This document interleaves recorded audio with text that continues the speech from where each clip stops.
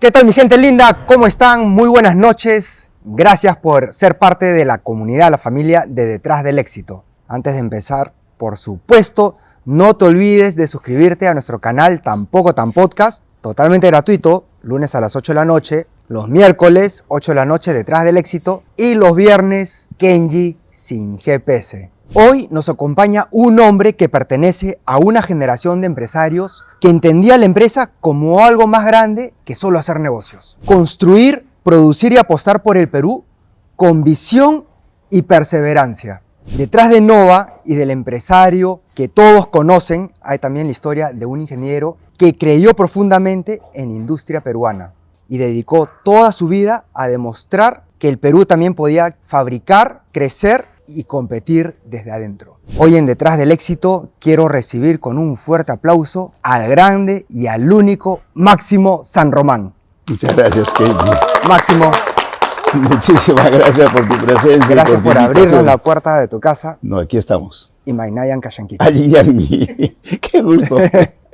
Oye, Máximo, la verdad que me he emocionado de estar aquí contigo, tantas historias que hay que nos conectan desde mi chiquititud. Desde los 9 años que tenía. Desde los 9 años, desde los 90s.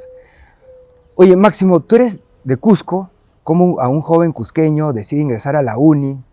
¿Y cómo decide entender esa conexión de fabricar, la tecnología? ¿Dónde nace ese bichito? Yo creo que todos los niños en nuestra infancia somos una esponja de experiencias. Yo efectivamente nací en una comunidad campesina en el Cusco, que se llama Yaucat. Pertenece al distrito de Cusipata de la provincia de Quispicanchis de la región Cusco. O sea, un peruano del Perú profundo como Máximo San Román, solamente hay los yauqueños. Pero ese niño aún era inquieto como todos. Y había en el fondo que había arrendado mi padre para sostener a la familia, había una herrería. En la herrería 2 personas robustas, campesinos natos, sin haber entrado a la escuela, se atrevían a introducir trozos de acero en una fragua de carbón. Y cuando el acero, el fierro, tenía el color rojo, brillante, casi amarillo, lo ponían a un yunque y lo daban la forma que quería. Yo, curioso, a los 6, 7 años, curioso por saber y ver, me apasionó eso. Yo quería ayudar a ellos, pero no tenía forma, no tenía las fuerzas. Entonces, ¿qué hacen? Digo, como no había corriente eléctrica, todo había que hacer a mano. Inclusive, avivar el carbón se hacía con un fuelle de cuero. Entonces, ese fuero había que avivarlo con una cuerda. Entonces, yo le dije, yo te ayudo. Y en esa cuerda se me cansaba un brazo y cogía el otro. Pero eso me daba derecho a mí, yo me creía que tenía derecho, de introducir un pequeño clavo gordo para tratar de hacer una cuchilla para pelar los melocotones que abundan ahí. Entonces hice todos los esfuerzos, a pesar de las advertencias de que me queme la mano, hice el cuchillo, pero ese cuchillo no resultó porque perdía el filo. Entonces viene la pregunta, ¿y por qué los otros cuchillos estos cuchillos son de acero? Fíjate, ya la gente ya humilde... tenías esa curiosidad ya. Claro, ¿por qué? Entonces, ¿qué hice? Busqué las piezas más duras posibles, herramientas de carro, partes de unos fusiles que tenía para cazar, le agarré el gatillo y lo convertí en cuchillo buscando el mejor acero. Y lo logré, finalmente. Entonces, eso creo que quedó en mí, ¿no es cierto?, como una experiencia grata de mi vida, de haber hecho algo y haber logrado construir ese cuchillo que en mi opinión nunca debería perder el filo.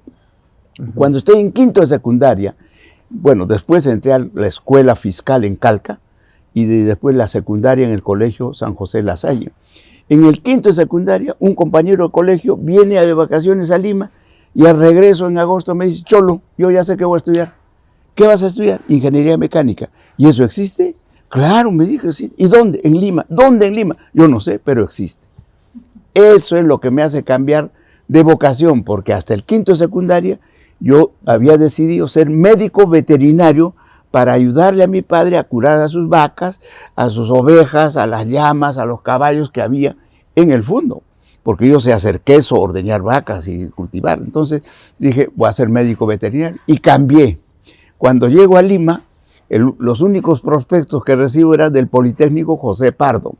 Llego a la casa de un tío que era catedrático de San Marcos y me dice, oye, es un colegio secundario el José Pardo, ¿por qué no postulas a la UNI? Por primera vez en Lima ya me enteré de la existencia de la UNI. Ahí prospecté, estudié en la Academia Acuni, ¿no? Lógico, en el primer intento no ingresé, en el segundo intento sí logré ingresar y para mí fue ingresar al paraíso de la industria, de la mecánica, de la transformación. A la Facultad de Ingeniería Mecánica. He estudiado Ingeniería Mecánica de Producción y la verdad que me apasionó, pero hay que ver ese detalle. La mayoría de mis colegas terminaron de escribidores, porque eran los que reclamaban al Cholo San Román, porque el Cholo San Román se dedicaba a operar la máquina. ¿Cuánto le diste, Cholo? 5 centésimos, 5 centésimos, apuntado. ¿Cuánto le diste? 15 grados, 30 segundos, 15 grados. Entonces ellos se convirtieron en escribidores y el único que aprendió del grupo, éramos 8, 10 en cada grupo, aprendió a manejar y operar máquinas, fui yo. Y eso es lo que me ayudó permanentemente en el trayecto de mi vida. Para eso quiero destacar que los jóvenes tienen que preocuparse por poner en práctica lo que aprenden. Porque si no lo pones en práctica, se olvida en el camino y te cuesta trabajo recordar. Claro, no basta la teoría, sino la práctica, ¿no? Las horas de vuelo. Para mí la clave que he tenido yo es la práctica. Porque yo sé manejar, bueno, sé soldar oxígeno, acetileno, eléctrica, ¿qué más? Sé manejar torno, taladro, fresa. Todas las máquinas me encanta manejarlas hasta hoy. Mira, Máximo, ¿qué tal historia? Oye, tú sabes que mi mamá también era de la UNI. Sí, claro, es ingeniero civil. Ingeniero civil. Claro. Oye, Máximo, hay empresarios que nacen vendiendo, pero tú pareces haber nacido construyendo. ¿Qué es lo que más disfrutabas en tus primeros años? No, diseñar, fabricar, los trabajos arreglar, de un campesino estudiando ingeniería mecánica son bien difíciles. Fíjate, siguiendo esa secuencia de que tienes que poner en práctica lo que aprendes, en las primeras vacaciones de mes y medio que tuve en la universidad, me contraté como obrero. En el comercio había muchos avisos de ayudante mecánica, y me contraté de obrero. Y me asignó el señor Carlos Choi, un empresario muy exitoso, me tomó y me hizo ayudante del Metro Jacinto. El Metro Jacinto era de esos metros que eran engreídos de los dueños y lógicamente tenía 30 años, 40 años de experiencia chancando fierros y me pusieron de ayudante. Y yo empezaba a cuestionarlo, lo que había aprendido. Había hecho ya geometría descriptiva, dibujo técnico, ya sabía el desarrollo de figuras. Y un día, tanto atropello que me hacía, le digo, maestro Jacinto, esta figura, si usted lo ve, es un cono, y si lo ve de perfil es un triángulo. Y si tomamos el lado del triángulo como generatriz y trazamos una circunferencia, la base de nuestro cono va a ser el producto de multiplicar pi por d. ¿Qué habrá pensado de pi? Me largó, me dijo, mocoso del demonio, usted me va a venir a enseñar, yo tengo 40 años, que pi ni pipilín, usted no me sirve. No, metros, pi es 3.14, nada, ya no se podía arreglar. En eso pasa el ingeniero Choi por ahí y le dice, don Carlos, sí, maestro Jacinto, venga un rato. Lo llama, fíjate, los metros engreídos son prepotentes, autoritarios, lo ordenan al dueño. Y viene, sí, maestro Jacinto, le dice, fíjese ingeniero, aquí hay un grave problema, este mocoso es maestro y yo soy maestro. Entre 2 metros no podemos trabajar, o se va él o me voy yo. Me votó, pues. Entonces me vaya a pedir trabajo a Regalado. Regalado era el supervisor. Cuando voy donde Regalado me dice, el único trabajo que me queda es limpieza. Entonces, y limpieza, limpia las avenidas, los baños, los servicios, y si le sobra tiempo a pintar las torres, las paredes. Así estuve. Pasaron unos días, afortunadamente no fue mucho más de una semana, faltó un operario en la sección calderos. Pero yo te explico esto porque creo que tenemos que darle la importancia de entrar a un centro para aprender. No tienes idea, hasta hoy, recuerdo cómo se prepara el oxígeno para embotellar en la botella, cómo se prepara el acetileno para poner la botella, cómo se hace el hielo seco, el gas carbónico, todo. Entonces, eso te va enseñando, vas aprendiendo, porque tienes que ser curioso para ver. Y Máximo, o sea, tú has pasado por todas esas etapas. Claro, no solo esto, fíjate, después faltó un calderero. Y el ingeniero Choi me llama, San Román, tienes aquí una oportunidad. Si aprendes en 15 días a manejar los calderos, te queda como calderero. Ah, ya, ingeniero, perfecto. En un día manejaba, pues era cuestión de controlar niveles, mano, y leer periódico todo el resto. Entonces llega la culminación de mis vacaciones. Okay. Y fíjate lo que hay que hacer. Y fui a agradecer al ingeniero Choi la oportunidad que me dio de trabajar. Pero San Román, pero ya estás en un trabajo suave, ¿qué problema tiene? No, ingeniero, le dije, ¿sabes qué? Tengo que seguir estudiando. ¿Qué estás estudiando? Sí, ¿dónde? En la uni estoy estudiando ingeniería mecánica.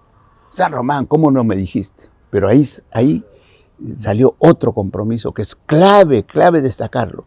Dejar las puertas abiertas.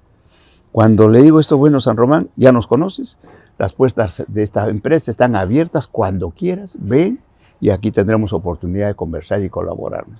Qué trascendental fue eso. Cuando termino la carrera y no encuentro trabajo en ningún lado, voy donde Choi para que me dé trabajo. Mantener bien los contactos, las relaciones. Claro, dejar las puertas abiertas. Empresariales. O sea, claro. Y ser curioso. Eso es lo que me ha dado éxito en todo. Y Máximo, ¿y qué fue lo primero que te hizo entender lo difícil que era construir, producir aquí en el Perú? Barreras. Para mí todo ha sido fácil. Oye, fíjate. Después de ese episodio, ¿no es cierto? Fui a trabajar con el señor Choi, que me dio trabajo de dibujante, no de ingeniero, de dibujante. Y ahí me advirtió que voy a trabajar con el maestro Calderón. Y me dijo, Calderón, que no se entere que eres ingeniero, porque si se entera te va a despedir, te va a votar y no voy a poder hacer nada. El otro paso, cuando el líder no conoce, se convierte en víctima de la tiranía, de la ignorancia de sus trabajadores. Fíjate. Entonces me dice, y efectivamente un día reparo una máquina rápidamente de un ayudante y al conversar me dice, oye maestrito, porque yo tenía 20, 22 años, me dice, y maestrito, ¿y cómo tú sabes tanto? Me pregunta el huancabelicano. No, yo le digo, yo soy ingeniero mecánico. Le digo para su oído. En eso me dice, ¿y de dónde eres? Del Cusco. Llega Calderón cuando ve la máquina trabajando y se sorprende. ¿Qué? La máquina está trabajando, máquina que él no había podido hacer trabajar. Sí, ¿qué hiciste? Lo grita el Cholito. Pues, no, yo no he hecho. El ingeniero San Román lo ha hecho. ¿Quién? San Román. ¿Qué? ¿Te ha dicho que es ingeniero? Sí. ¿El dibujante? Sí, me dijo. Sí, le había dicho. Entonces viene a mi escritorio, se para, me dice, San Román, ¿tú eres ingeniero? No, maestro, ya me no, maestro, no. ¿Tú eres ingeniero? No, maestro, debe haber un error.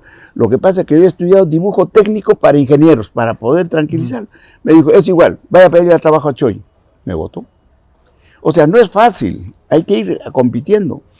Y cuando decido retirarme de eso, he sido profesor en el Instituto Técnico del Ministerio de Industrias, y los alumnos, todos mis alumnos me doblaban en edad y eran los maestros, los jefes de los mejores talleres de Lima, de mecánica. Y me tuve la suerte de encontrar ese puesto, enseñé y enseñando se aprende muchísimo. Muchísimo, reafirmas todo lo tuyo. Yo aprendía como una esponja de la experiencia de ellos. Y de ahí cierra el gobierno militar, ¿no? Lo fusiona con el INANTIC para hacer el ITINTEC, que ahora es INDECOPI, ¿no? Entonces yo me quedé solo como un único profesor contratado a tiempo completo. Entonces tuve que buscar trabajo y me fui a hacer una máquina para picar chala, ¿no? En un taller, en la puerta de un taller en Piñonate, con piecitas de Tacora, del Callejón de las 7 Puñaladas, donde los zapatos bailan solos, es decir, fierritos que te vas buscando. Para probar esa máquina lo llevo a Huachipa, había centros de engorde, y el dueño, un ingeniero Lozano, observa el funcionamiento de la máquina y se queda sorprendido, porque tienes que hacer algo sorprendente, si no, no trasciendes, pues, ¿no? Entonces me dice, ¿y esta máquina? Sí, señor. ¿Con esto has hecho esto? Sí, le dije. ¿De dónde has comprado? No, señor, yo lo he diseñado y yo lo he construido. No te creo, me dijo. Entonces tú eres la persona que estoy buscando para que me haga una planta de alimento balanceado para alimentar 1000 toros diarios. ¿Puedes hacerlo? Claro, le dije, yo no sabía cómo hacer. No necesitas saber, pero tienes que aprovechar esas oportunidades. Sí, ingeniero, ¿cómo no? Preséntame el presupuesto y lo estudiamos. Le presenté el presupuesto, no me rebajó un centavo de presupuesto. Y tuve que trasladarme de Piñonate ya a La Victoria, a Prolongación La Mar. Alquilé un corralón ahí, hice las máquinas y cuando estoy terminando de hacer esas máquinas, recibo la visita de un amigo que ya trabajaba en una empresa que se llamaba Industria Royal S.A., fabricante de pernos, tuercas y galvanizados. Era superintendente. Había una máquina que ni los propios japoneses lo podían reparar. Que había sido mi compañero y vio que era curioso, me fue a buscar para que trate de reparar esa máquina. Fui, efectivamente lo reparé y pregunté primero cuánto cuesta la máquina, $15,000, y le dije, la reparación te va a costar $2,000. Aceptó, pero no supo que lo iba a reparar en 2 horas, pues. Cuando le presento la factura, todo el mundo reclama. Claro. ¿Cómo por 2 horas puedes cobrar $2,000? Estás loco, no puede ser. Entonces eso trasciende y el superintendente me dice, Máximo, tengo esta observación. Si quieres te discrimino, le dije, fácil. Por 2 horas de trabajo, ¿qué te parece? Más los taxis, $200. ¿Ya? Y el segundo concepto, por saber dónde, cómo y cuánto, $1,800. Total, $2,000. Me pagaron. Pero se enteró el gerente, fíjate. Por esas cosas trascendentales se enteran las autoridades. Máximo, te estoy escuchando con una atención como si fuera alumno.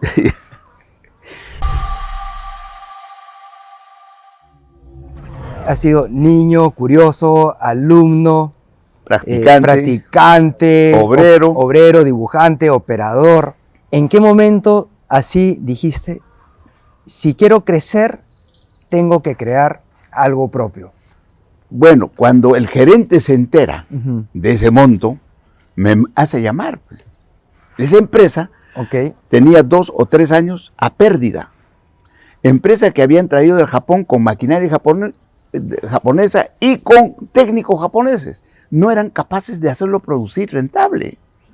Entonces, la máquina esta se averió y no pudieron repararla. Entonces me llama el gerente y me dice, ingeniero, ¿usted quisiera aceptar el cargo de jefe de mantenimiento? Yo no tenía trabajo. Le dije, claro, don Carlos, ¿cómo no? Don Teófilo Cuajara. Entonces, ¿cómo no? Ya me dijo, entonces tengo el puesto de jefe de mantenimiento. Ya, don Teófilo. Entonces viene el tema de la discusión del sueldo.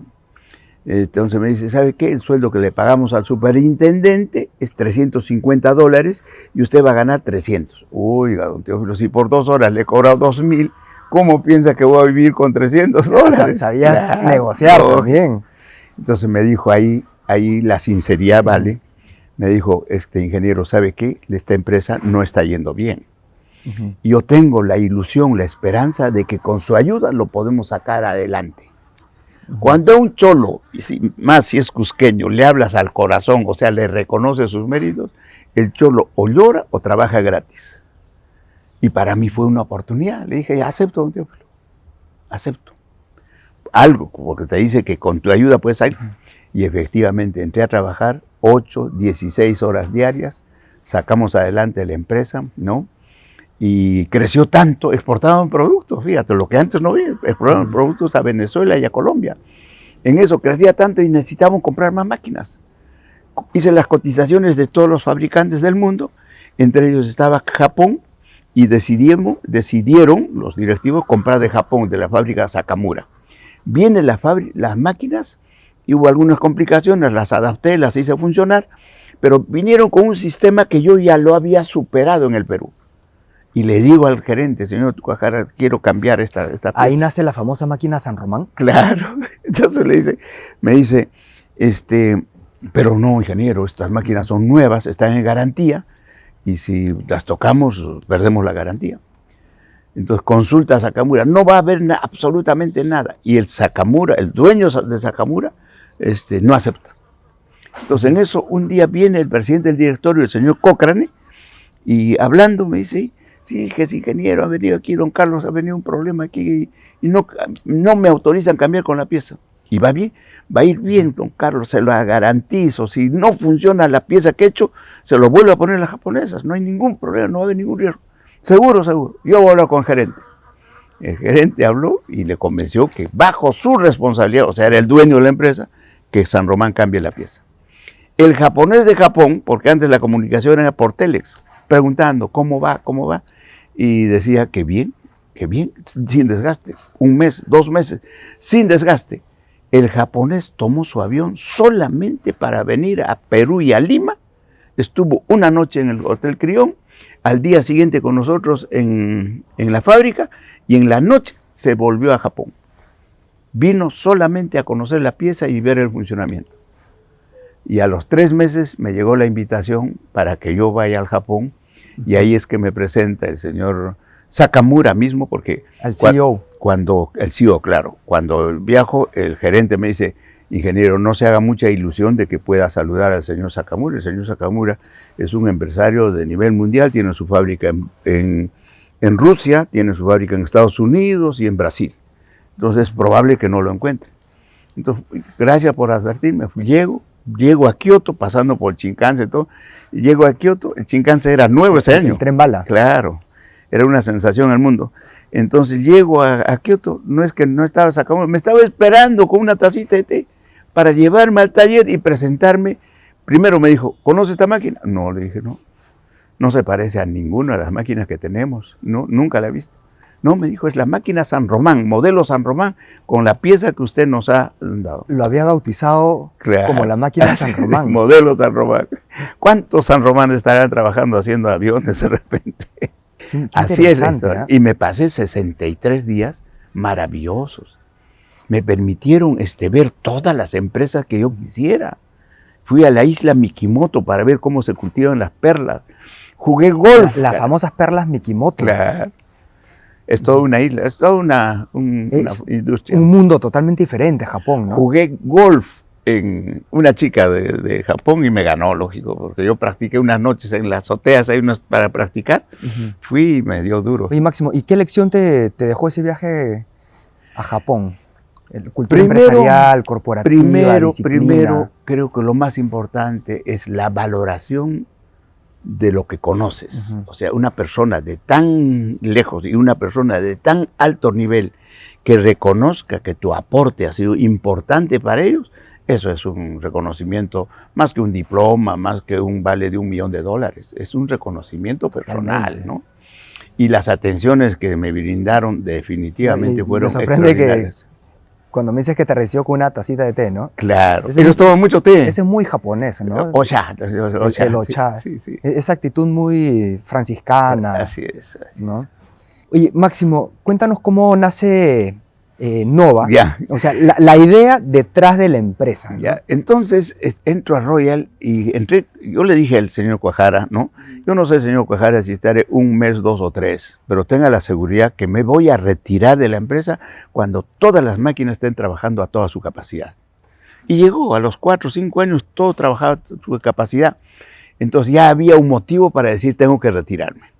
Entonces, a mucha insistencia, aceptaron mi renuncia. El señor Cuajara me intentó por todos los medios de retenerme, pero dije, no, señor Cuajara, tengo que ver, quiero ver cuánto puedo hacer por mi medio. Además, usted me tiene cerca, me llama para cualquier cosa, para si tuviera necesidad. Pero antes, responsablemente, contraté un ingeniero mecánico y lo mandé al Japón para que aprenda el manejo de esas máquinas modernas que yo las manejaba. Entonces, cuando llega el tiempo, le presenté mi renuncia. No me quisieron aceptar. Finalmente aceptaron. Y me dicen, ya ingeniero, entendemos sus razones, pase a contabilidad para recibir su indemnización. Yo había hecho un cálculo con total ignorancia de un sueldo por año, ¿no? Que es lo que se da ahora. Pero esa vez habían los topes indemnizatorios que el gobierno militar había puesto, 60 soles por año.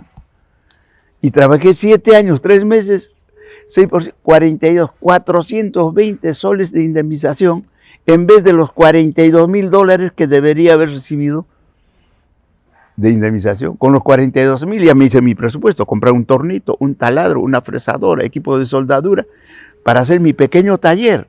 O sea, salí de la empresa con una mano adelante y otra atrás. Era la 10ª parte de un sueldo. Craso error de cálculo. Total, pues. Imagínate que tenía a mi hija, a la mayor, estudiando en el colegio Weber Bauer, que era un anexo prácticamente al costado fundadora. Donde yo vivía. Claro, junto a Piñarolo. Claro, sí, Piñarolo, sí. Claro. Ahí ha sido fundadora mi hija. Y tenía que a mis 2 otros hijos más matricularlos ahí, pero entonces, ¿qué pasó? Al verme sin sueldo, me quedé otra vez con una mano adelante y otra atrás. Tuve que sacar a mi hija, poner a un colegio cercano y empezar de nuevo. ¿Cómo? Alquilando máquinas, ¿no? Entonces mandaba a hacer mi taller. He hecho máquinas para minería, lógico. La empresa donde yo trabajé en Royal me dio la oportunidad de vincularme con muchas empresas.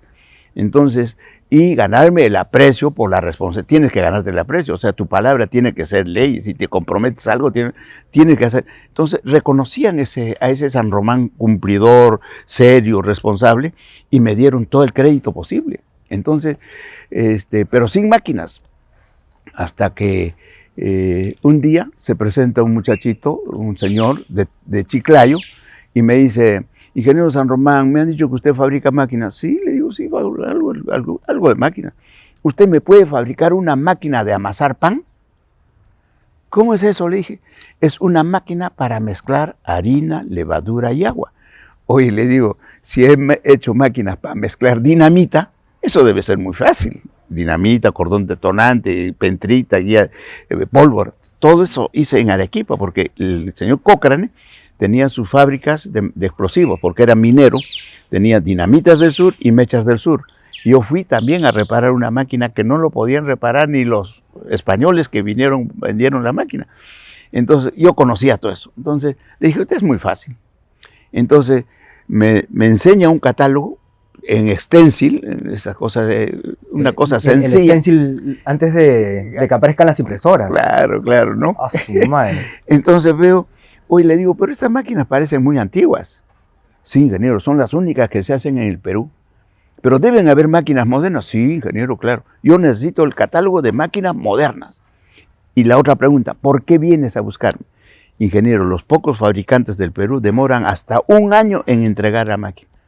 Entonces, esas preguntas son fundamentales. Eso para mí me hizo ver que había un nicho de mercado desabastecido. Una oportunidad para hacer. En la industria de panificación. Claro, ahí entro a la parte de la panificación. Entonces, le dije, dame catálogos o fotografías de máquinas. Escogimos la máquina y escogí una máquina de la marca Sigma italiana. Esta máquina te puedo hacer. Con tina de acero inoxidable, con agitador, con todo, motor, todo lo que pueden hacer los otros lo podemos hacer aquí. Ah, sí, ingeniero, sí. Pero esa máquina cuesta muy caro, me dijo. Cuestan entre 10 y 12 mil dólares. Y no tengo ese dinero. Entonces le pregunto, ¿y cuánto es el dinero que tienes para comprar esta máquina? Presupuesto. Claro, ¿cuánto? 3 mil dólares máximo, ingeniero. Entonces, esta máquina, modelo italiana, de acero inoxidable, con motor, te va a costar 2.999.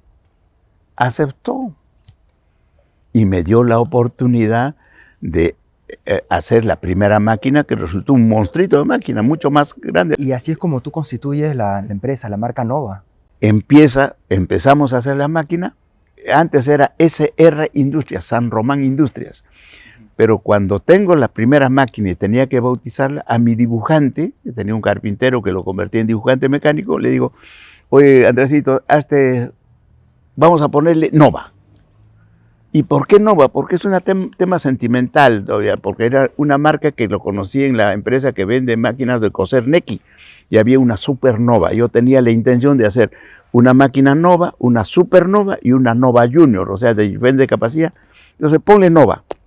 Y pegó, sin saber que Nova significa nuevo en portugués y en italiano, y Nova es la estrella más brillante del firmamento. El firmamento. Entonces coincidió, y entonces Nova, finalmente tuvimos que ponerlo la marca Nova.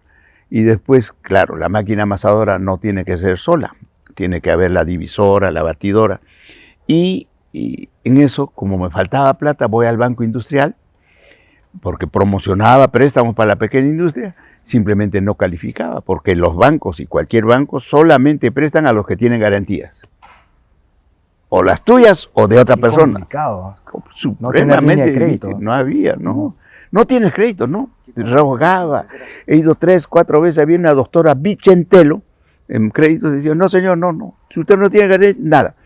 Pero yo seguía rogando. Pero aproveché para invitar a los funcionarios del banco para que conozcan mi pequeño taller. Estos fueron y se quedaron sorprendidos. Entonces ellos se encargaban de invitar a los futuros clientes para que en vez de comprar 2 máquinas, compren 2 en una que le hace de San Román. ¿El banco te fue haciendo el tema de Fue extraordinario. Entonces daba mis letritas, descontaba todo, pero no tenía crédito, porque exigían crédito que tengas una propiedad debidamente registrada y saneada. la garantía? Claro. Para eso, Irene estaba comprando un terrenito en Vallehermoso, Monterrico, y finalmente, con mucho esfuerzo, terminamos. Conseguimos los papeles y llevé la escritura, los papeles, y solamente así recibimos un pequeño crédito. Ahí yo quisiera hacer un mensaje para todos los empresarios. Si quieres salir adelante, no tengas miedo al crédito. No tengas temor de que con tu plata vas a tener que pagar esto. Tienes que pagar el crédito con la plata que produce la máquina, que produce la industria, no con la plata que ganas con tu sueldo. Y ese es un gran error, porque piensan que lo que tienen que pagar es con lo poco que reciben. No, mano, hay que hacerlo trabajar. La máquina se tiene que trabajar sola y te tiene que dejar la utilidad para tu bolsillo, ¿no? Oye, Máximo, y de todo el portafolio de productos, maquinarias que ya fabricabas, ¿cuál fue la estrella que te puso en boga en el mapa? Creo que el horno. El horno. Sí, y el horno fue, fíjate, de esta manera. Resulta que el señor Ricardo Márquez, padre del que ha sido presidente de la sociedad y también vicepresidente de Geisha, ¿no? Ricardo, el padre tenía una empresa grande de textiles. Ellos fabricaban los bombines Kansas, claro. Entonces, este señor, que también era Ricardo, se propuso hacer una planta para producir panetones para sus 2,000 trabajadores que tenía. Y fueron a buscarnos. Entonces nos encontraron y le ofrecí las máquinas, la divisora, todo. Y me dijo, ¿y en qué horneo? Ah, señor Márquez, tiene que comprar un horno italiano. Hay un horno italiano. ¿Qué? Me dijo, ¿y usted no lo puede hacer? Ah, yo lo puedo hacer, le dije, pero no tengo platita, no tengo capital. Yo les doy el capital, háganme presupuesto. Entonces la máquina italiana costaba 30,000, creo que le cobré 15,000. Ah, me dijo, le doy. Y me dio la oportunidad de hacer el primer horno. Y cuando termino de hacer el primer horno, empezaba la Feria Internacional del Pacífico. Es importantísimo también participar en ferias. Entonces fui y Josta Lettersen, que era el dueño, solamente aceptaba alquilar los puestos pagados, previamente pagados. Yo no tenía, pues lo regó y le dije todo. ¿Cuál habrá sido mi poder de convencimiento que aceptó darme crédito? Y participé. Fue un éxito total. Inclusive lo recibí en mi stand al presidente recién electo, Alan García, que estaba en el visitando. año 85. 85, justo el 85. Entonces, como lo había conocido como candidato, porque fue a PEMIPE a hacernos su exposición, me acerqué y no se podía acercar al presidente. Entonces lo llamo en voz alta, Alan, hasta que voltea. Oye, Alan, quiero que me visites, estoy aquí. Espérame, me dijo. Y fue al stand. Ahí miró las máquinas. Caramba, qué bien. ¿Y qué más puedes hacer? Yo puedo hacer cualquier cosa. ¿Puedes hacer tractores? Me dijo. Claro, señor presidente, ¿cómo no? No había imposible para Te voy a invitar a Palacio y ahí hablamos. Nunca me invitó. O sea, no hubo oportunidad de hablar sobre los tractores. Oye, Máximo, contexto, año 85, ya está Nova en el mercado, tiene los hornos, las máquinas panificadoras, y era un contexto difícil, ¿no? Terrorismo, hiperinflación. ¿Y en algún momento se te pasó por la cabeza la probabilidad de la quiebra, de tirar la toalla, como dicen los jóvenes? Yo nunca, yo siempre he sido triunfador. Claro que se presentó la oportunidad después, pero no porque lo haya buscado ni advertido, pero te cuento. La otra participación que hemos tenido es en ferias internacionales. Hay que participar. Si tienes un buen producto, puedes participar. Entonces, un año hemos participado, el primer año, en 3 ferias internacionales. En la Feria Internacional del Pacífico, en la Feria Internacional de Piura y en la Feria del Centro González Jiménez de Quesada en Colombia. Y de ahí hemos ido participando en diferentes ferias, en diferentes lugares, en Panamá, hasta en Las Vegas, en Estados Unidos. También un año estuvimos ya inscritos para participar en la feria del IVA de Alemania. Pero lastimosamente hubo algún problema que no pudimos participar. Pero la participación en ferias es fundamental para hacer conocer tus productos. Oye, Máximo, pero tenemos una comunidad detrás del éxito de muchos jóvenes empresarios, emprendedores, y ellos no conocen cómo fue la década de los 80s y sobre todo hacer empresa en ese momento, ¿no? Muy complicado, muy proceloso. ¿Qué consejos les darías? Que no tengan miedo. El miedo es el principal obstáculo para el crecimiento de las personas. Claro, tienen que tener toda la vocación, toda la intención de saber ser perseverantes. Es una lógica. Un error se puede cometer, pero lo importante es rectificar el error y superarlo.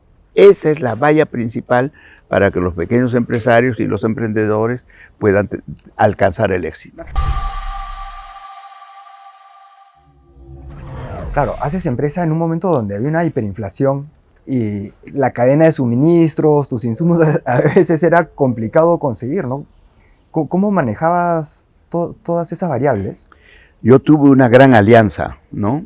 Cuando empiezo a hacer mi empresa, mi esposa Irene, que era funcionaria del Ministerio de Industrias, decide apoyarme. Porque uno solo no lo puede hacer también, te digo, Kentia. Entonces, Irene aprendió fácilmente el manejo de la empresa y me descargó todo el tema administrativo.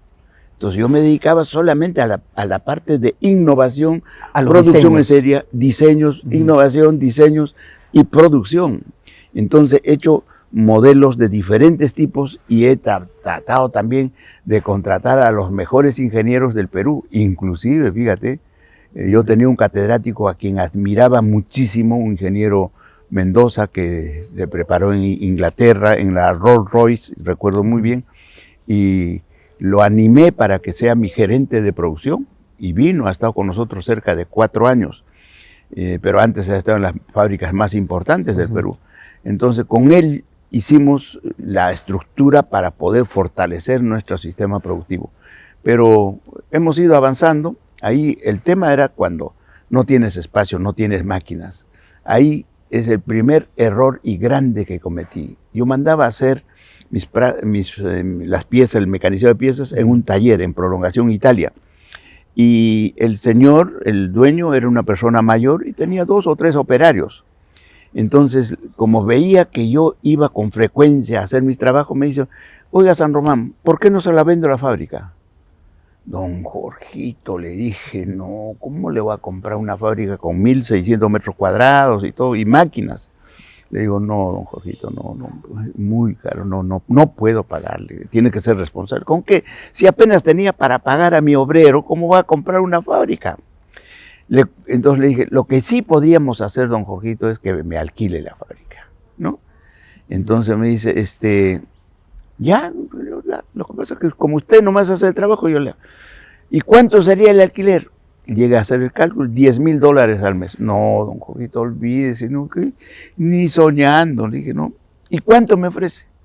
Yo le puedo pagar $3,000. Y al año, los 2 años, llegamos a los 7,000, máximo 7,000. Yo calculé que el precio de venta de una máquina servía para pagar el alquiler, ¿no? Y así, finalmente, convencer a mi esposa fue muy difícil porque ella no sabía que no teníamos ingresos, no podíamos traer un compromiso de ese nivel. Pero le dije, nena, aunque sea mi cama lo llevo allá, pero con máquinas puedo hacer algo, pero sin máquinas, con mis manos, no voy a avanzar. Déjame ir. No era forma de convencer. Finalmente, sin consentimiento de ella, fui y hablé con don Jorge y me dijo, don Jorgito, aceptado, arrancamos. Ya me dijo, me entregó las llaves de la fábrica, me entregó el inventario de sus máquinas y los materiales, sin exigirme un centavo de garantía, porque si me exigía no podía.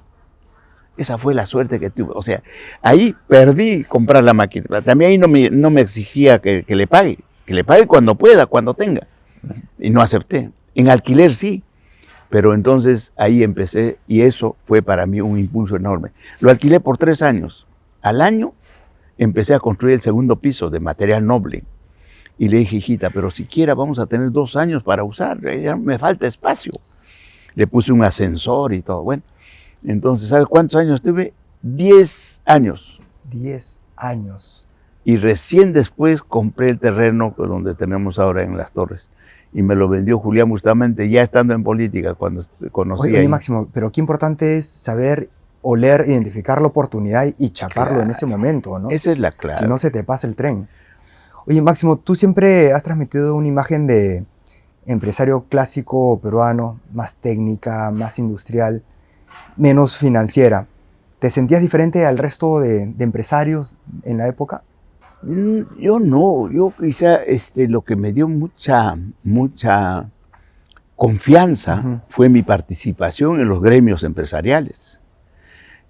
Cuando el banco me chotea, porque fui a reclamar a que no despidan a un funcionario que en mi opinión era importante su gestión. En el banco no recibí el respaldo, me fui al Congreso por primera vez y ahí trabajaba o era congresista un pariente paisano de nosotros, el doctor Samayoa Loaiza, y cuando le pregunté, me recibió por supuesto y me dije, ¿en nombre de quién vienes? En mi nombre, pues le digo, yo soy empresario. No, nosotros no podemos recibir a personas, necesitamos recibir instituciones, a la sociedad de industria, una asociación, algo.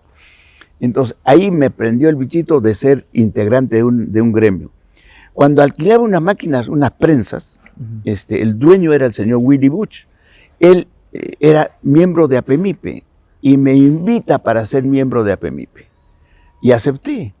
Entonces participamos en un proceso electoral que no ganamos, pero yo quedé ahí, me conocieron y me invitan después para reemplazar a un vocal que no asistía, un vocal de la directiva. Y cuando me hago miembro de la vocalía, me dan el encargo de representar a APEMIPE en Fogapi. Y Fogapi lo encuentro paralizado, lo hago trabajar y me lo eligen después presidente de Fogapi. Fogapi lo levantamos porque estaba ahí paralizado por pequeñas discusiones de entendimiento con el Banco Industrial. Después he sido presidente también, miembro primero de FOPEI, del Fondo de Promoción de la Pequeña Empresa, y después también me eligieron presidente del FOPEI. Después fui vicepresidente de APEMIPE y después presidente de APEMIPE. Después, ya en FENAPI, la Federación Nacional de la Pequeña Industria, fui primero vicepresidente y también me eligieron presidente de FENAPI. O sea, he sido presidente de los gremios de la pequeña industria. Has hecho toda una vida liderando el trabajo gremial. Claro, y fíjate, y los ofrecimientos que tenía en las campañas, porque hay que tener campañas, en la última campaña que tuve participación, competí con un chinito, con un empresario chino, Edwin Cuquín, y la disputa fue tenaz y le gané. Pero en mi ofrecimiento era entregar al gremio un local propio. Hice toda la estructura, no tienes idea las experiencias que se ganan ahí, y hasta que conseguí la autorización del ministerio para importar 5,000 toneladas de acero. Yo soñaba, pues, pero no teníamos plata. Hicimos una triangulación con los bancos, claro, contamos con el apoyo del ministro Vera La Rosa, sí, que estaba ahí del ministro, nos presentó al Banco de Comercio, el Banco de Comercio nos aperturó la carta de crédito por 2.500 toneladas, llegó la mercadería y nosotros lo pusimos en Warran, o sea, no era nuestro, era del banco. Y del banco, a medida que íbamos vendiendo, íbamos pagando y vendíamos y pagamos la deuda.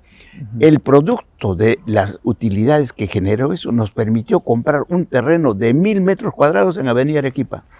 Lo hemos usado, lo hemos entregado, lo he entregado saneado, sin que deba un centavo.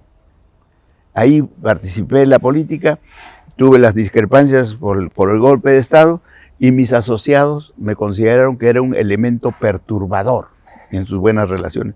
Me alejé y ¿sabes el resultado? Han perdido el local que les entregué sin que les cueste un centavo. Lo han perdido, se han hecho rematar y no sé qué ha pasado con eso.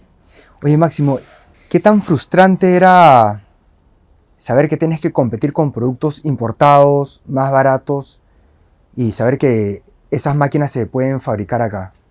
Yo siempre he visto oportunidades, ¿no? Siempre. Y en las ferias, en todos sitios. Te tienes que equipar también con máquinas modernas. Ahora tengo máquinas, hasta robot para soldar. Tengo todas las máquinas con control numérico. No son todas nuevas, las he repotenciado, es verdad. Y la satisfacción que tengo que es en el 90, en mi participación en la política, con el ministro Guido Penano, autorizamos la importación de bienes de capital usados. Eso creo ha reactivado tremendamente la economía, por lo menos en el sector metalmecánico de nuestro país. Máximo, ¿hubo alguna decisión empresarial que tomaste contra toda lógica, todo pronóstico, pero resultó siendo un éxito? No, quizá un fracaso primero, porque no todo es éxito, ¿eh? Porque no es lineal. Claro, cuando estoy en la política y en un cargo tan alto, recibo la oferta del sistema financiero, ¿no? Ofertas. Y como yo sabía que las letras que recibía en parte de pago de la venta, podía descontarlos, o sea, monetizarlos rápidamente con las líneas de crédito que me ofrecía, ofrecí créditos hasta sin cuota inicial. Ese fue un error garrafal. Entonces, un momento los clientes empezaron a incumplir en cadena. Cuando incumples ante el banco no pierde. De frente va a tu cuenta corriente. Si encuentra dinero, te la quita de ahí. Te lo chapa. Claro. Y si no tienes, te pasa a una línea de sobregiro. Y el interés de sobregiro en nuestro país es leonino. Entonces el crédito de uno se multiplica fácilmente hasta 5, 4. Eso nos provocó un serio problema con el banco. Y claro que tenía pagarés y en eso hay un cambio de propiedad del Banco Latino con Interbank. Y simplemente estos señores, sin cumplir los compromisos que teníamos, protestan el pagaré y me llama Ismael Benavides, que estaba dirigiendo el banco, me dijo, Máximo, ¿sabes qué? Por error, no, lo siento mucho, ahora cóbrame. Nos pusimos en un pleito tremendo de juicio y que duró muchos años. Finalmente transamos. Bueno, ellos decían, reclaman un crédito, una deuda de 4 millones, y yo les decía, no te debo más que 1 millón. 1 millón te pago. No, 4 millones, nada. Entonces llegamos a una parte transaccional porque había pasado el tiempo, le pagué el 1.200.000 y listo. Pero todas las propiedades estaban hipotecadas, no podía. Entonces le dije, tienes que liberarme las propiedades para poder monetizar. Yo, ¿de dónde tengo? Claro. Entonces aceptaron esa propuesta, me permitieron vender unos lotes de terreno que tenía en Huachipa para hacer la empresa grande.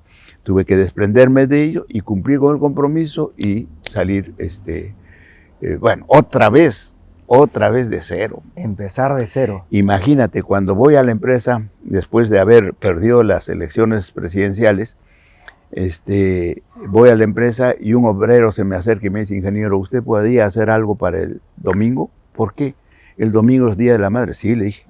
Y ¿podría hacer algo por nosotros? ¿Por qué? Porque quisiéramos que nos pague el viernes. ¿Cómo no lo estaba? No. O sea, había llegado el momento en que ya no podíamos cumplir con las obligaciones de los trabajadores. Entonces ahí me di cuenta que la cosa no está bien. ¿Y sabes lo que hice? Me fui a mi escritorio, no sé si lloré o algo, dije, bueno, la única forma que puedo salvar este barco es trabajando. Si lo he hecho con mi trabajo, es trabajando. Y me dediqué a trabajar 14, 16 horas a negociar. A reflotar de nuevo, ¿no? A renegociar la deuda con las personas, y a reflotar. Y hoy día ya no es una empresa muy rentable que digamos, pero nos mantiene dar el trabajo a 300 personas, ¿no? Entonces estamos trabajando bien. Máximo, ¿sientes que el Perú abandonó demasiado rápido la idea de convertirse en un país industrial? Yo creo que sí. Para mí tuvimos la gran oportunidad como con Corea, ¿no? Porque los dos países estábamos en un proceso de pobreza. Corea del Sur sin recursos naturales, ¿no? Y hubo una política de industrializar nuestros países. Y aquí en el Perú hubo casi 10 o 12 empresas ensambladoras de vehículos, todas las marcas. Toyota tenía planta ensambladora. Claro, Toyota, Nissan, General Motors, Ford, Volvo. Pero a raíz del terrorismo se retiraron. No, fueron malas políticas de gobierno, fueron malas políticas de gobierno. Finalmente ahora no existe una, y Corea fabrican sus propios carros, ¿no? Entonces, yo creo que ha sido una mala decisión política. Los militares creo que hicieron mucho daño al momento de hacer la comunidad industrial, privatizar o estatizar todas las empresas, lógicamente, y ahuyentó el capital. Y Máximo, hoy muchos jóvenes quieren emprender, pero casi nadie quiere fabricar o tener esa mentalidad, ¿no? ¿Por qué crees que se ha perdido ese chip? No sé, yo al contrario, yo descubro todos los días empresarios emergentes. No tienes idea la satisfacción que tengo. Yo creo que falta darles confianza. Por ejemplo, cómo convertir a un vendedor ambulante que vendía en la esquina de Cárcamo con Argentina, en la vereda, Fierritos. Hoy día es el más grande importador de máquinas de alta tecnología y herramientas, simplemente por haberle dado la oportunidad de respaldarlo. Hace 2 días me ha visitado con un chino que le vende las máquinas de herramientas modernas, ¿no? Y ha estado ahí, y efectivamente, y es un chaparrito de 1,40 m. Entonces, hay esa posibilidad. Otro, no, tengo muchísimos relatos de eso. Otro, un vendedor de papas de la parada, que era cargador de las papas, estibador, ¿no? Hoy día es el más grande fabricante y procesador de papas, plátanos, habas del Perú, ¿no? Y es más emprendedor nato, claro, ¿no? Pero hay que saber escucharlos, qué cosas han hecho. Lo único que han hecho es trabajar, trabajar y trabajar. Primero con la familia, porque los provincianos tenemos muchos. Los familiares también aprenden y empiezan, pero aún así siguen creciendo. Los clústeres de empresas que hay en Gamarra, que hay en las Malvinas, son grupos familiares que sus sobrinos, sus parientes, sus hermanos han trabajado, pero al poco tiempo aprenden el negocio y hacen un negocio paralelo, casi con los mismos productos, pero claro, siguen creciendo. Y Máximo, si volvieras a tener 30 años y tuvieras que empezar de cero, ¿volverías a apostar por el sector industrial? Yo sí. Yo creo que tenemos muchas ventajas, aunque no muchas como otros países, pero tenemos muchas ventajas competitivas. La habilidad, el ingenio de nuestros ayudantes es fundamental. Mi empresa se ha convertido en una fuente de capacitar trabajadores calificados. Casi reemplazamos a un Senati o un Texub. ¿Por qué? Porque aprenden a trabajar y al poco tiempo migran a otras empresas. Entonces, permanentemente tenemos que estar preparando. Tenemos inclusive máquinas especiales para el aprendizaje, para no estar desabastecido de técnicos. Yo creo que la política en el país, y no somos inventores, ni tampoco soy de las ideas nuevas, eso lo ha hecho China. China, por ejemplo, Mao Zedong cerró las universidades, porque pensó que el contacto con el exterior era contraproducente para sus propósitos. Claro. Será el contacto con el mundo capitalista, ¿no? Entonces Deng Xiaoping rompe eso y hace la apertura, reabre las universidades, personas de 40, 45 años se matriculan, ingresan a las universidades. Mucha gente del campo. Así es. Ex soldados, mineros, fueron los primeros en dar los exámenes. Y fíjate, lo que hizo Deng Xiaoping es, cuando llega a Estados Unidos, con Nixon, creo que estaba ahí de presidente. Le dice, Carter. ¿Cuántos alumnos podría recibir para estudiar? Los que quiera, dijo. Mandó millones a todo el mundo, especialmente Europa y Estados Unidos. Y le advirtieron a Deng Xiaoping, esos señores en el contacto se van a quedar allá en Estados Unidos, en Londres, en Francia, en España, en cualquier sitio, porque allá la vida es mejor. No, dijo, yo me contento con que el 10% de esos estudiantes regresen a China. Ellos nos van a ayudar a sacar adelante China. O sea, la clave del estudio y el estudio tecnológico, la capacitación tecnológica es fundamental en los países. ¿Cómo es, no, Máximo? Deng Xiaoping sabía que bastaba con ese 10% que regrese a China para que se genere esa transferencia tecnológica, ¿no? Y la apertura también, lo que critican los surdacos aquí, porque China lo que dijo, aquí tienen este país, tienen 30 años para trabajar. A los 30 años ustedes los dejan manejar, capacitan a nuestra gente y seguimos trabajando. Yo he ido a China 2 veces y algo que me sorprende es que ellos trabajan no solo con visión de corto plazo, sino a largo plazo, ¿no? Tienen Objetivos programas, a 30, 50 años. tienen programas bienales, quinquenales, Ujú. y evalúan cada 5 años. Acaban de aprobar el programa quinquenal y a Xi Jinping, y está muy bien. Hay Muy una bien. frase muy conocida de Deng Xiaoping: no importa el color del gato con tal que case ratones, pero el gato tiene que ser de ojos de color rojo, ¿no? No, eso es la jaula. Lo que pasa es que Deng Xiaoping dijo, ¿quién ha dicho que comunismo y socialismo es sinónimo de pobreza? ¿Quién? Ujú. Tenemos que crear las condiciones en China para que haya muchos millonarios y muchos multimillonarios. Ellos nos van a ayudar a sacar el resto de la pobreza. Eso, fíjate. Yo he ido a China máximo 2 veces. En el 91, regresé con mi papá en 98, y en ese lapso de tiempo Eso. era un cambio brutal. O sea, fuimos a Shanghai y era impresionante.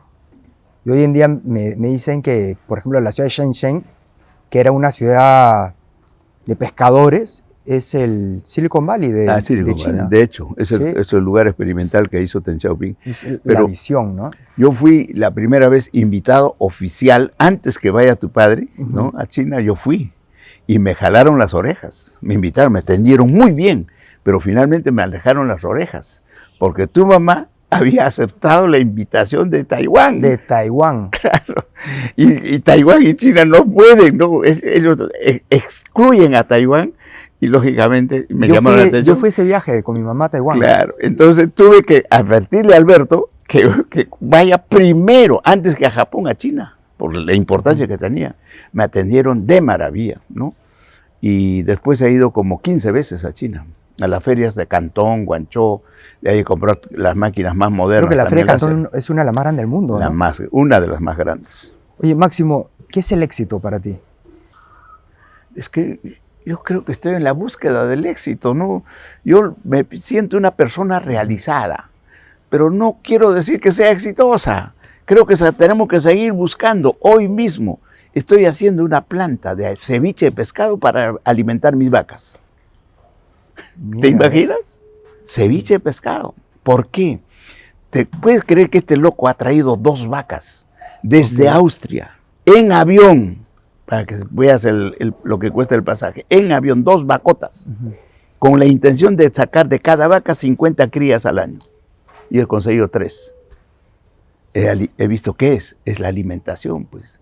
Porque si la producción de embriones ya la conocemos por el sistema MOET de superovulación o el sistema in vitro, y hemos visto que nacen criaturas de ese producto, hemos descuidado la preparación de las receptoras. Y las receptoras se tienen que preparar principalmente con la alimentación.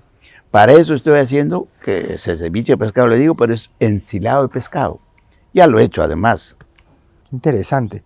Máximo, ¿qué palabra define mejor tu vida empresarial? Qué difícil, no sé. Una persona con visión. Ujú. Quiero ser una persona con visión. Además, donde he ido, he hecho algo. Y te cuento un detalle. Cuando recibo la banda presidencial de Alan García como presidente del Congreso, ¿no? Porque Alan García se presentó pifiado llevando una cajita, ¿no?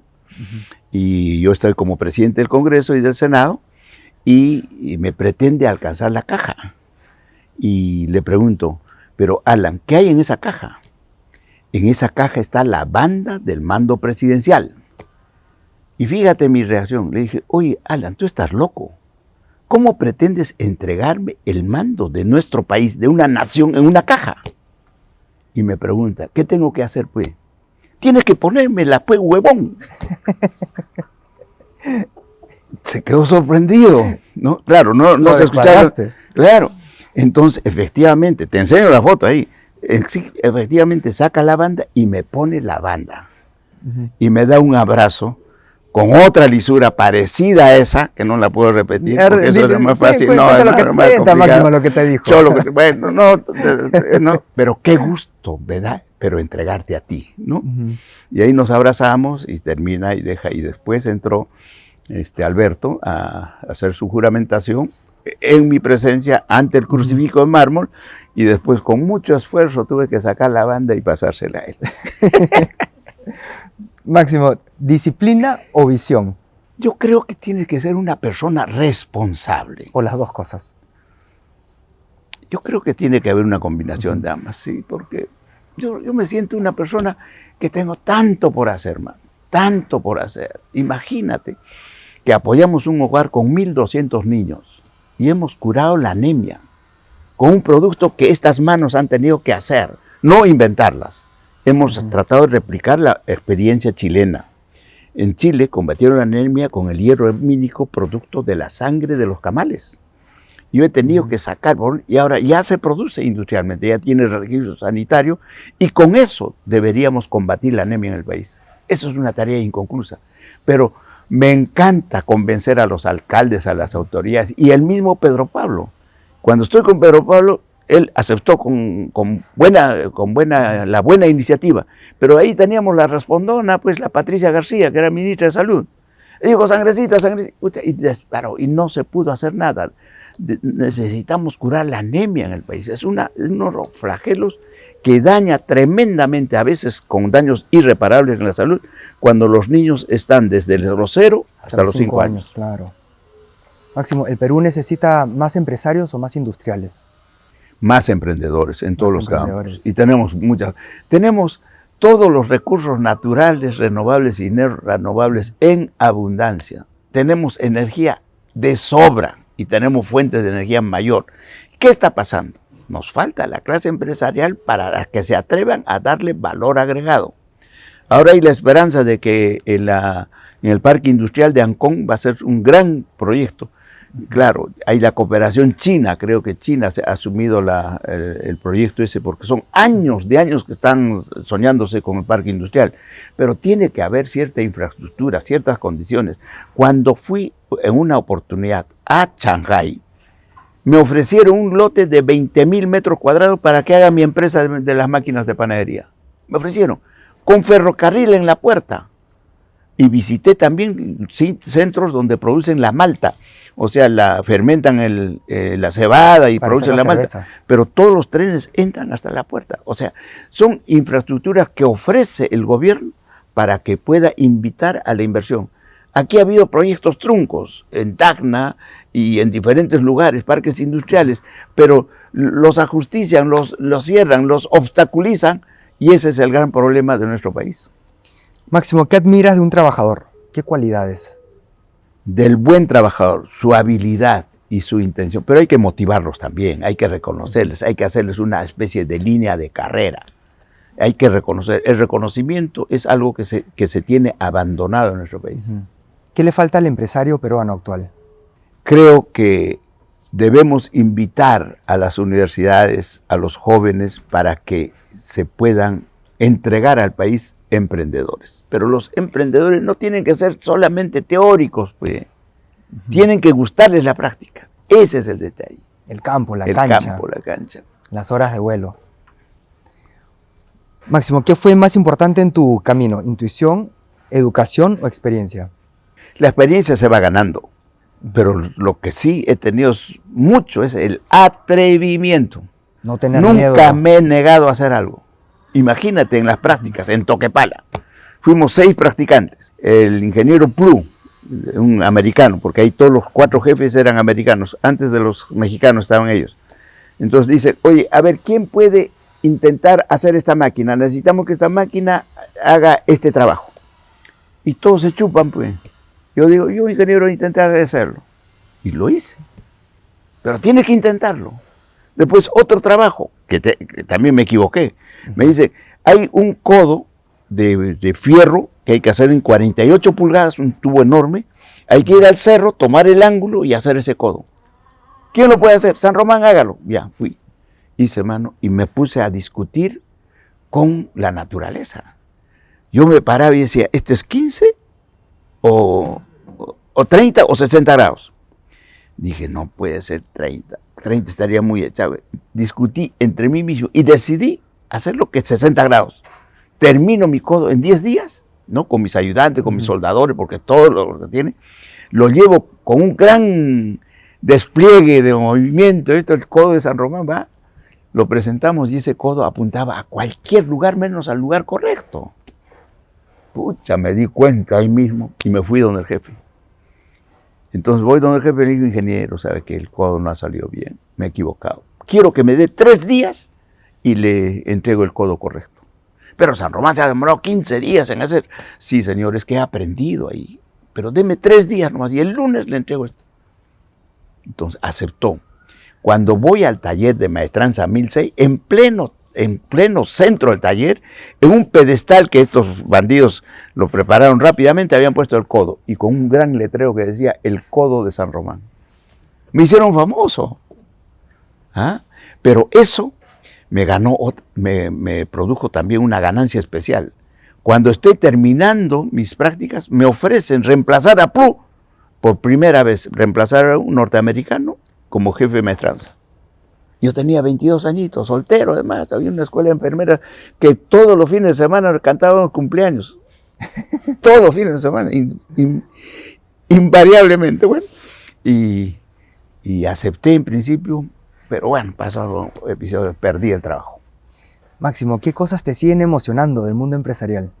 El que hay mucho por hacer. Yo digo que está todo por hacer en el Perú, en todos los campos. En todos los campos. Oye, Máximo, qué conversación más interesante.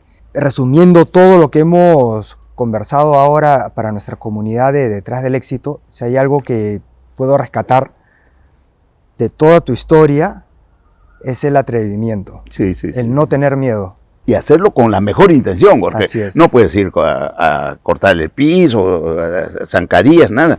Tú tienes que ir con el convencimiento de que tienes que arreglar. Y fíjate el otro tema. Como te digo, cuando recibo la banda presidencial, recibo un país quebrado, inviable, inelegible. ¿Y sabes lo que me propuse en ese alto cargo? ¿Qué tengo que hacer? La única explicación que tengo es que hay obstáculos que impiden el desarrollo en nuestro país. ¿No?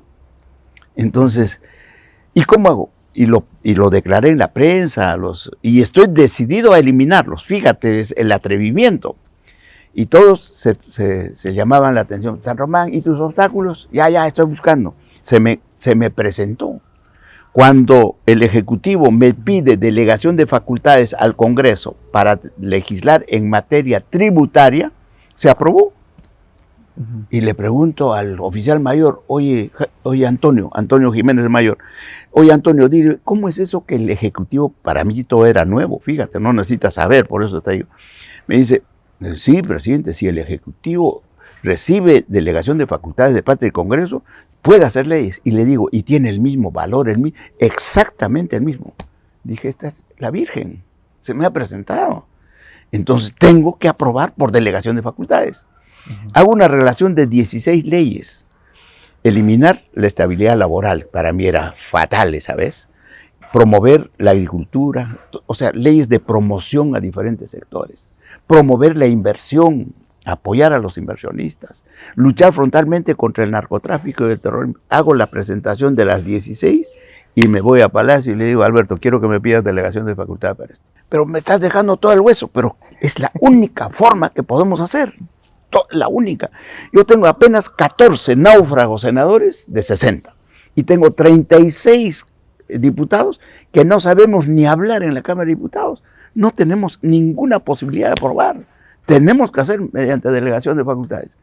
Máximo me dijo, déjame pensar. Bueno, me fui desilusionado, pensé que le iba a tomar. Voy donde Carlos Boloña, con quien me entendí de maravilla desde un principio, le digo, oye Carlito, fíjate, le he presentado esto a Alberto, entonces lee, y me dice, Máximo, mejor cierra el Congreso, pues. Si todo lo quieres hacer tú, mejor cierra el Congreso, ¿no? La primera vez que escuché de cierra el Congreso, de Boloña. Entonces le digo, no, pero el mismo argumento, que no tenemos los votos para hacer. Aprovechemos que en esta oportunidad tenemos el respaldo incondicional del Fredemo, hacemos mayoría. Máximo, déjame, vamos a camuflarlo. Y finalmente, al día siguiente me llama, Máximo, aquí tengo las 4. Leyes para promover el empleo. Y nos cepillamos la estabilidad. Sí, me dijo, garantizado. Ya, perfecto. Leyes para promover la inversión para nuestra agricultura, ganadería, no, nada, ni pesca, no. Todos leyes para promover la inversión. Leyes para luchar frontalmente contra el narcotráfico y el terrorismo, y leyes para reforma del Estado, ¿no? Entonces le digo, perfecto, man, mándamelo. Entonces lo prepararon, firmó Alberto, llega al Congreso, y digo, ¿cómo hago? Toda la prensa dice, ¿qué va a hacer con 14 senadores? Está loco. Entonces hice mi estrategia, y cuando conseguí el respaldo de Fredemo, lo puse en debate. Compadre, las 3 delegaciones de facultades que lo juntamos, ¿no? Las primeras 3, lo aprobamos en un solo día. Y además, como lo aprobamos con amplia mayoría, lo llamé a Víctor Paredes, que era presidente de diputados, y le digo, oye, Víctor, acabo de aprobar en el Senado las delegaciones que me ha pedido Alberto con carácter de urgencia. Quiero que lo sometas a votación. Aquí lo hemos aprobado por unanimidad. Mentira, había 1 o 2 abstenciones, pero unanimidad. Pásamelo, mijo. Lo pasamos rápidamente por conducto regular, y acaba de llegar, dice Víctor, un proyecto de ley que en el Congreso, en el Senado, se ha aprobado por unanimidad. Así que lo pongo a debate para los señores diputados. No hubo prácticamente debate y se aprobó. En un solo día se aprobó la delegación de facultades, y con eso cambiamos el país. Cambiamos, y faltó reforma del Estado. Y aquí hay un detalle, reforma del Estado. Resulta que ahí Boloña discrepó con las opiniones del presidente, de Alberto, ¿no? Entonces le preguntan a la prensa, que es insidiosa, pues la prensa, señor presidente, ¿qué opina sobre las opiniones contrarias a su opinión, a su mensaje que ha dado su ministro Boloña? Bueno, tienen que entender, el ministro no solamente tiene cara de bebe, actúa a veces como bebe. Me renunció, pues. A rogar, todos a rogarlo. Y ahí se presenta un impasse, ¿ve? Cuando ve el Fredemo que ha habido ese episodio, se acercan de mí, Raulito Descanseco, Ferrero, Gustavamente Belaunde y todo. Me dice, Máximo, hasta aquí nomás. Reforma del Estado, lo discutimos en el Pleno. Ahí se fregó el país. Porque lo que falta en este momento es reforma del Estado. Tenemos un Estado paquidérmico, obstruccionista, nada colaborador. Lento, burocrático y corrupto. Oye, Máximo, ¿qué tal conversación que hemos tenido? Y estar contigo da para más videos, más podcasts de Detrás del Éxito. Pero quiero resumir toda esta conversación en atrevimiento y experiencia, el trabajo de campo, la cancha, las horas de vuelo. Mi gente linda de Detrás del Éxito, la verdad que de todo corazón, gracias por estar siempre con nosotros, conectadísimos. Máximo, realmente ha sido un lujo que compartas todo tu conocimiento, tu vivencia, y te felicito. Realmente hay que tener pantalones para hacer empresa, hacer patria, en situaciones bien complicadas, como fueron los 80s, que muchos de también, nuestros jóvenes no conocen. Kenji, muchísimas gracias por esta invitación, te deseo el mejor de los éxitos, y aquí estamos para lo que digas. Y el próximo video será sobre las pizzas y las empanadas. Mi gente linda, gracias totales, bendiciones, y nos vemos el próximo miércoles. ¡Chau!